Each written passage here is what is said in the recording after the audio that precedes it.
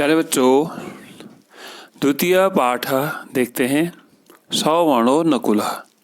सवर्णो नकुलः अर्थात स्वर्णमय नेवला या सुनहरा नेवला, जिसका आधा शरीर सोने का है। तो इसमें जो ये सवर्णो नकुल है, ये हमारा महाकाव्य महाभारत जिसको पंचम वेद भी कहा जाता है, और उसका एक नाम सत साहसी संहिता भी है। उसके 14वें अश्वमेधिक पर्व से 18 पर्वों में विभाजित है ये पूरा महाकाव्य। तो उसमें जो 14वां अश्वमेधिक है, तो उसमें महाभारत युद्ध में जब विजय प्राप्त कर पांडवों ने की, तो उसके बाद महाराज युधिष्ठिर अश्वमेध यज्ञ संपादित करते हैं। और यज्ञ की समाप्ति पर एक नेवला आता है, जिसका आधा शरीर सोने का होता है, और वो यज्ञ भूमि में आकर के कहता है कि तुम्हारा यज्ञ तो उस ब्राह्मण के शक्तुप्रस्थ के बराबर, यानी कि शेर भर जो सत्तु है उसके बराबर भी नहीं है, जिसको तुम बहुत बड़ा या बहुत एक ऊंचा यज्ञ समझ रहे हो। तो इसकी कहानी अब हम देखते हैं। पहले इसका पहला श्लोक देखते हैं, यहाँ से धीरे धीरे सब समझ में आता जाएगा हमारा। श्लोक संख्या 1। श्रूयताम राज शार्दूल महदाश्चर्यम उत्तमम अश्वमेधे महाज्ञे निवृत्ते यद भूदिभो। अन्वय देखते हैं। हे राज शार्दूल विभो, अश्वमेधे महाज्ञे निवृत्ते यत उत्तमम महद आश्रमम अभूत तत श्रूयताम।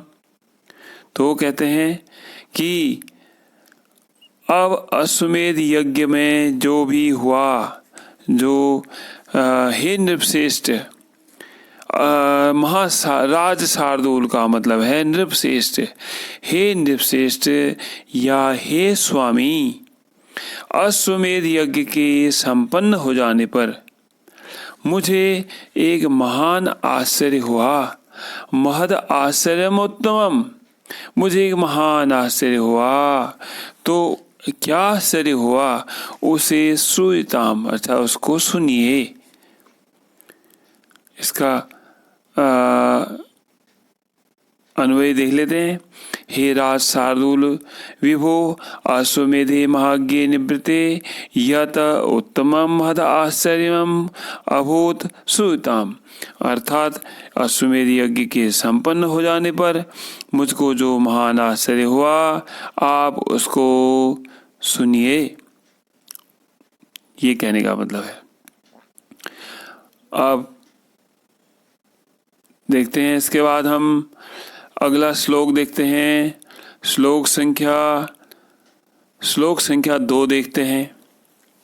श्लोक संख्या 2 में है, विलान निष्क्रम्य नकुलो रुक्म पार्श्वस्त दानघ मानुषम वचनम प्राह धृष्टो विलसयो महान। अन्वय देखते हैं। हे अनग, रुग्म पार्श्व विलसयः महान धृष्टः नकुलः विलात निष्क्रम्य मानुषम वचनम प्राह।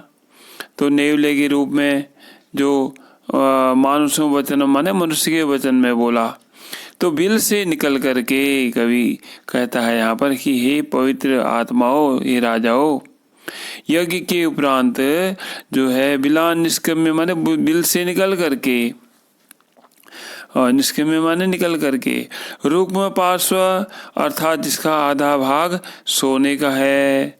हे अनग, अनग माने हे पाप रहित, तुम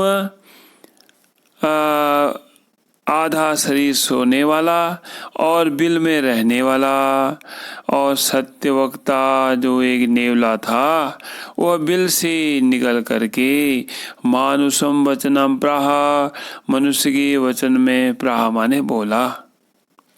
रुक्म पार्श्व दानघ, दानघ माने अनग हे पाप रहित, जो आधा शरीर रुक्म पार्श्व माने है आधा शरीर जिसका सोने का था।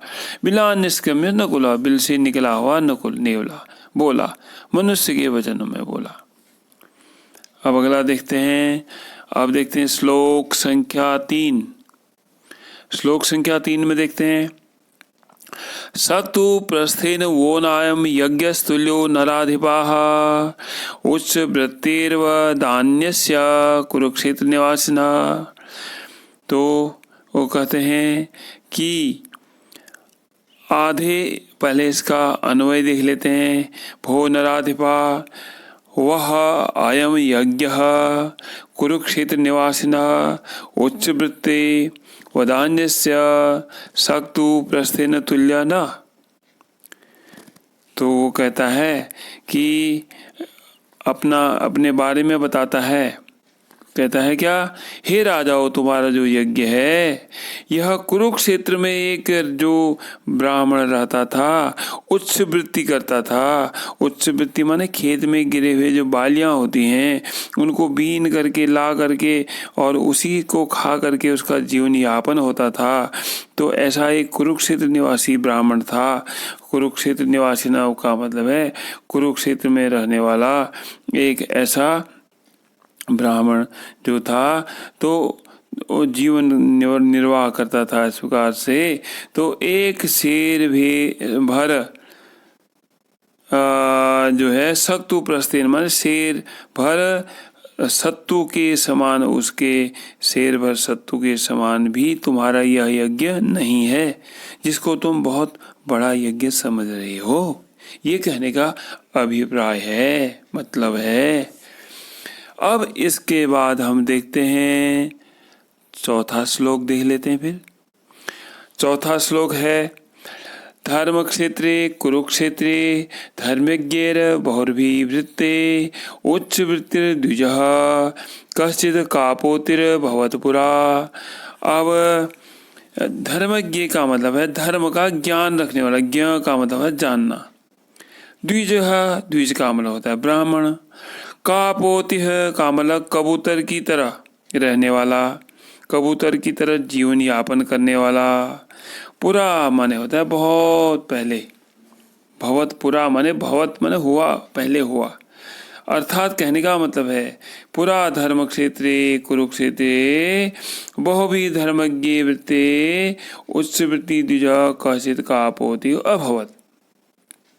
तो प्राचीन काल में धार्मिक स्थल कुरुक्षेत्र में बहुत से धर्मज्ञों के साथ खेत में गिरी हुई अनाज की बालियों को, अन्न को जिस प्रकार से कबूतर खाता है वैसे ही ला करके वो व्यक्ति भी जो बहुत दानी था और बहुत तपस्वी ब्राह्मण था, वह जीवन निर्वाह करने वाला एक ऐसा ब्राह्मण उत्पन्न हुआ। अब इसके बाद हम देखते हैं श्लोक संख्या 5। श्लोक संख्या 5 में है सभार्य सपुत्रेण सस्नुस्तपसि स्थितः वधू चतुर्थो वृद्धः स धर्मात्मा नियतेन्द्रियः। सभार्य का मतलब है भार्या के साथ, पुत्रेण पुत्र के साथ, सस्नुष पुत्र वधू के साथ, वधू सह चतुर्थ स धर्मात्मा नियतेन्द्रिय वृद्ध तपसि स्थितः। मतलब है कि अपनी पत्नी, पुत्र, पुत्रवधू के साथ चौथा और वह व्यक्ति स्वयं धर्मनिष्ठ होकर के और इंद्रियों को अपने नियंत्रण में रखने वाला एक महान संयमी वृद्ध तपस्या में लीन हो गया। सभार्य मकान में मतलब है पत्नी के साथ, सह पुत्र पुत्र के साथ, सस्नुष पुत्र की पत्नी यानी पुत्र वधू के साथ, तपस्वी स्थित मतलब तपस्या में लीन हो गया। वधू चतुर्थो वृद्धा और चौथा स्वयं वह जो धर्मात्मा था वह नियतेंद्रिय था, अर्थात अपनी इंद्रियों को बस में रहने वाला था। तो ऐसा व्यक्ति तपस्या में लीन हो गया। फिर क्या हुआ, छठा श्लोक देख लेते हैं। षष्ठे काले कदाचिच्च तस्याहारो न विद्यते भुंक्ते अन्यस् कदाचिच्च षष्ठे काले द्विजोत्तमः। तो फिर क्या कहते हैं, षष्ठे काले, षष्ठे काले माने छठे पहर में, कदाचित माने कभी, भुंक्ते माने खा लेता था। छठे पहर में कदाचित तस्याहारो न विद्यते, कभी उसको आहार ही नहीं मिलता था। कदाचित षष्ठे काले तस्य आहारो न विद्यते, कदाचित स अन्यस्मिन् षष्ठे काले सह द्विजोत्तम आहारम भुंक्ते। ये इसका अन्वय हो गया। तो षष्ठे काले कदाचित, कभी छठे पहर में, तस्य आहारो न विद्यते, तस्य आहारो मतलब तस्य धन आहारो, उनको आहार नहीं मिलता था। भुंक्ते अन्यस कदाचित, तो कभी वह खा लेता था, जब उसको मिल जाता था।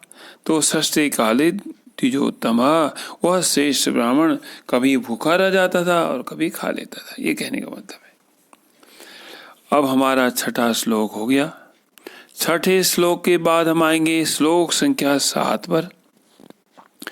कपोत धर्मस्तस्य दुर्भिक्षे सति दारुणे क्षीणो सदी समवायो द्रव्यहीनो अभवत् तदा।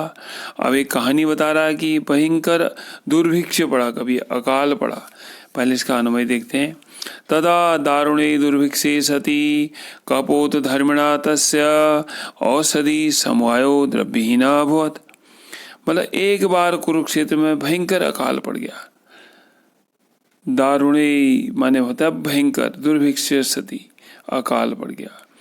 तो वह कपोत धर्म, कपोत माने कबूतर की तरह से, कबूतर के समान जो जीविका चलाता था, जिस प्रकार से कबूतर भी खेतों से अनाज की दानों को इकट्ठा करके लाता था। तो उस ब्राह्मण का क्षीणो सदी समायो, क्षीण माने नष्ट हो गया, औषधि माने जो औषधि या जो भोज्य पदार्थ हैं, जो द्रव्य हैं, वो सब उसके समाप्त हो गए। द्रव्यहीनो अभवत् तदा, और उसके पास कुछ भी नहीं रहा, वो द्रव्य से हीन हो गया, वो धन से हीन हो गया और खाने की वस्तुओं से भी हीन हो गया। अर्थात ये चीजें उसके पास नहीं बची, ये कहने का मतलब है। फिर क्या हुआ उसके बाद? अब हम देखते हैं श्लोक संख्या 8।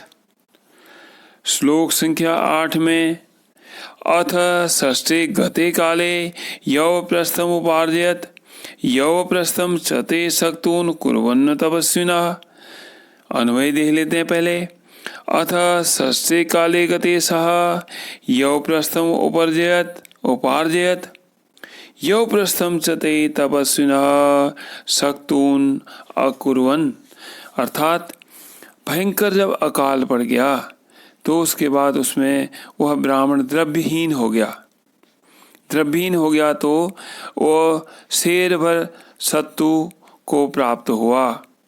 तो यौ मन होता है जो।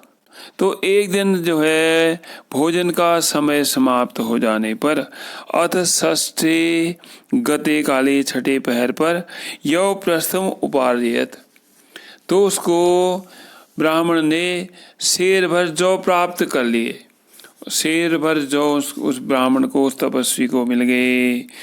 तो उसने क्या किया, उनसे, उन चारों तपस्वियों ने मिलकर के क्या किया, सक्तून कुर्वन्न तपस्विनः, उन जो यौ भर नहीं, जो प्रस्थ भर जो प्राप्त हुए थे, उनसे उन्होंने सत्तू बना लिया।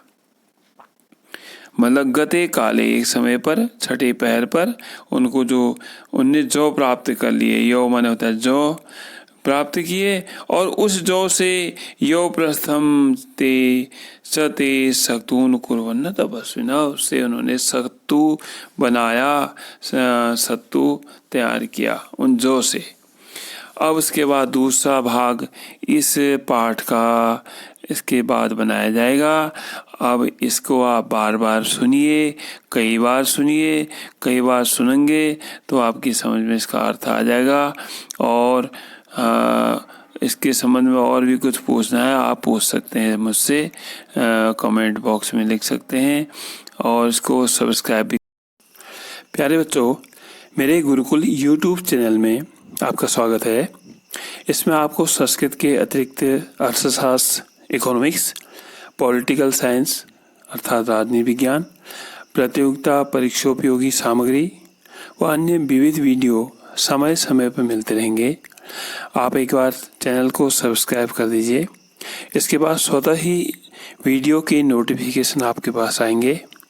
इसके अलावा वीडियो को शेयर भी कीजिएगा और अपनी क्वेरी जो भी कुछ आपको जानना है वो भी बताएंगे और जिसे कमेंट सेक्शन में आप लिखेंगे और उसका यथासंभव हल किया जाएगा। धन्यवाद।